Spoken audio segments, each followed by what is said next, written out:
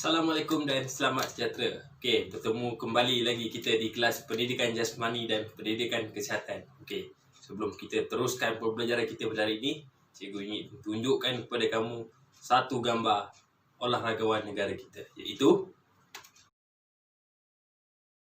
cikgu yakin gambar cikgu tunjuk tadi semua kenal. Okey, beliau ialah Sazali Samad, tokoh olahragawan bagi kategori bina badan. Okey, beliau merupakan atlet bina badan negara yang telah menempa nama di peringkat antarabangsa, iaitu pernah memenangi acara Miss Universe bukan sekali, bukan dua kali, tapi 3 kali. Satu pencapaian yang cukup membanggakan bagi kita sebagai rakyat Malaysia. Okey, bersesuaian dengan tajuk pembelajaran kita pada hari ini, kita akan mempelajari topik kekuatan otot. Okey, sebelum kita pergi dengan lebih lanjut, kita tahu dulu apa maksud kekuatan otot. Okey, kekuatan otot bermaksud keupayaan otot untuk melintasi halangan untuk menghasilkan daya. Okey, itu adalah maksud kekuatan otot. Okey, kita kenali otot-otot meja yang terdapat pada keseluruhan anggota badan kita. Kita mulakan dengan bahagian dada, iaitu pectoralis major. Di bahagian tangan kita ada bicep dan tricep. Di bahagian perut kita ada abdominals. Di bahagian kaki kita ada hamstring dan quadricep. Okey, itu adalah antara otot-otot utama yang kita perlu ketahui bagi anggota badan kita. Okey, untuk pembelajaran kita pada hari ini, kita akan belajar bagaimana latihan kekuatan otot untuk meningkatkan kekuatan otot di bahagian tangan, iaitu otot bicep. Okey, memandangkan sekarang kita berada di musim PKPB dan PKPP, gimnasium pun tak buka, jadi kita akan gunakan peralatan-peralatan yang ada di rumah seperti dumbbell, baldi ataupun botol softline ataupun botol basuh baju lah, yang mana bersesuaian. Okey, macam mana kita nak lakukan menggunakan peralatan ni? Jom kita saksikan video yang cikgu telah sediakan.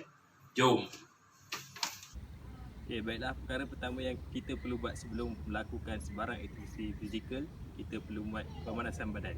Okey, untuk pemanasan badan, pertama kita akan buat larian setempat, kedua kita akan buat lompat bintang. Okey, yang pertama larian setempat selama 1 minit. 1, 2, pula.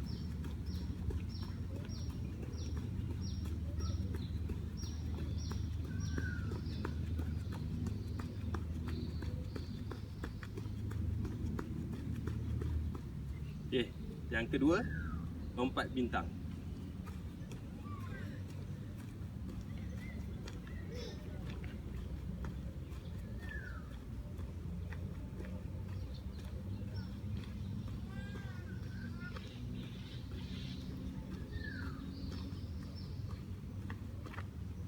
Okey, selesai pemanasan badan, iaitu lompat bintang dan larian setempat. Okey, kedua-dua aktiviti ini adalah untuk meningkatkan kadar denyutan jantung kita supaya kita lebih bersedia untuk melakukan aktiviti fizikal dan untuk mengelakkan kecederaan. Okey, seterusnya kita akan mulakan dengan sedikit regangan otot dan penugaran sendi. Kita mulakan dengan bahagian kepala. Gunakan kedua-dua belah tangan, tolak kepala ke atas dan tahan selama 8 saat. 1, 2, 3, 4, 5, 6, 7, 8. Okey, sekarang tolak bahagian kanan. 1, 2, 3, 4, 5, 6, 7, 8. Okey, seterusnya ke kiri. 1, 2, 3, 4, 5, 6, 7, 8. Okey, selesai bahagian kepala, kita turun ke bawah untuk bahagian tangan.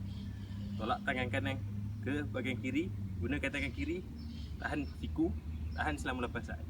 1, 2, 3, 4, 5, 6, 7, 8. Okey, ulang balik menggunakan tangan kiri. 1, 2, 3, 4, 5, 6, 7, 8. Okey, angkat tangan kanan ke atas, tolak ke belakang, tangan kiri, tarik siku ke bawah. Okey, tahan selama 8 saat. 1, 2, 3, 4, 5, 6, 7, 8. Okey, sama juga ulang untuk bahagian tangan kiri pula. 1, 2, 3, 4, 5, 6, 7, 8. Okey, selesai bahagian tangan. Sekarang kita akan buat pada bahagian pinggang. Okey, untuk pinggang angkat tangan kanan ke atas, bengkokkan badan ke arah kiri, tangan kiri letak di bahagian pinggang. Okey, tahan selama 8 saat. 1, 2, 3, 4, 5, 6, 7, 8. Okey, ulang semula pergerakan ke arah kanan pula. Okey, 1, 2, 3, 4, 5, 6, 7, 8. Okey, selesai bahagian pinggang, kita turun ke bawah bahagian kaki. Untuk bahagian kaki, angkat kaki kiri sebanyak 90 darjah. Guna kedua-dua belah tangan untuk tampung kaki dan stabilkan kedudukan. Tahan selama 8 saat. 1, 2, 3, 4, 5, 6, 7, 8. Okey, ulang pada kaki kiri pula.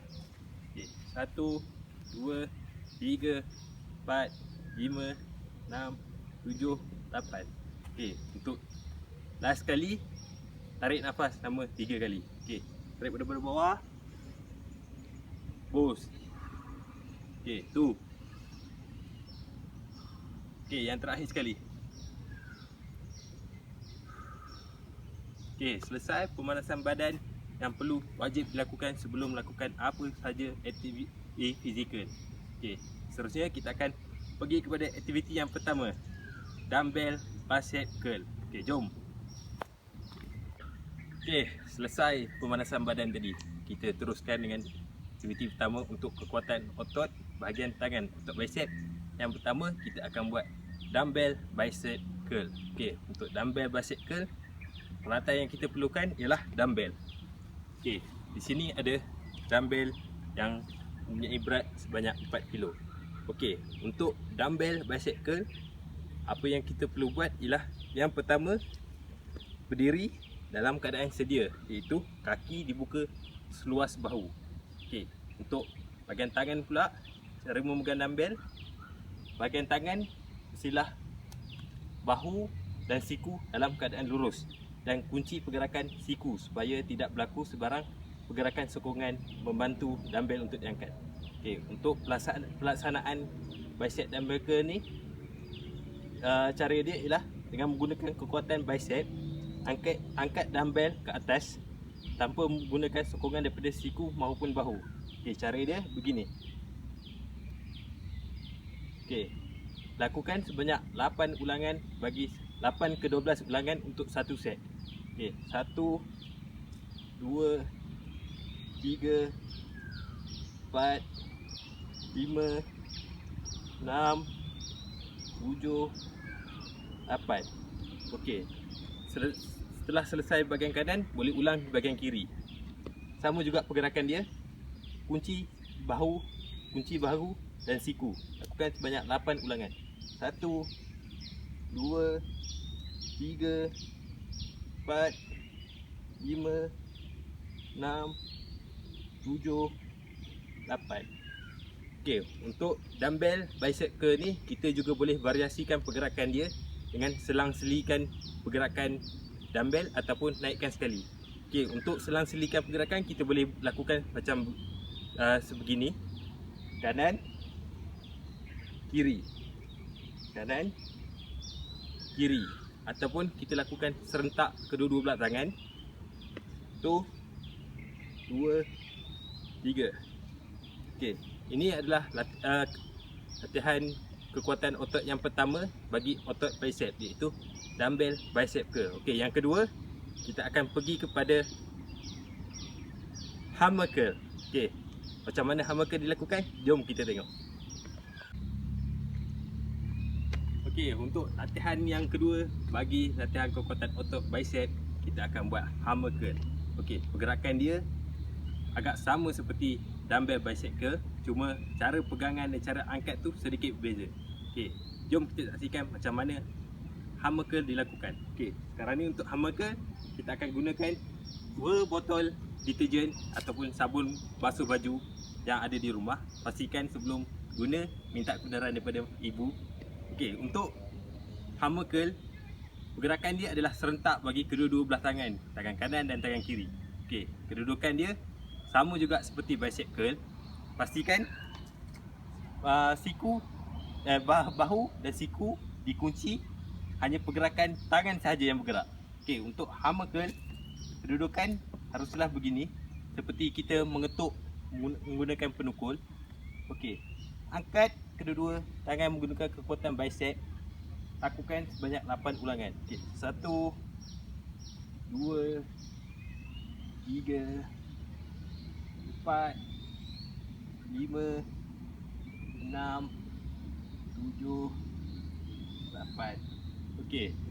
Perbezaan dia ialah dengan dumbbell bicep curl, dumbbell ialah tangan kita menghala ke hadapan. Manakala untuk hammer curl, tangan kita menghala ke dalam. Okey, daripada segi hadapan begini saja pergerakan dia. 1, 2, 3, 4. Okey, lakukan 8 ulangan sebanyak 4 set.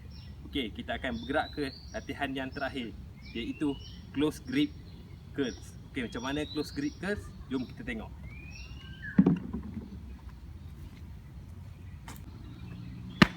Okey, latihan yang terakhir untuk kekuatan otot bicep, kita akan buat close grip curls. Okey, untuk close grip kita akan menggunakan baldi.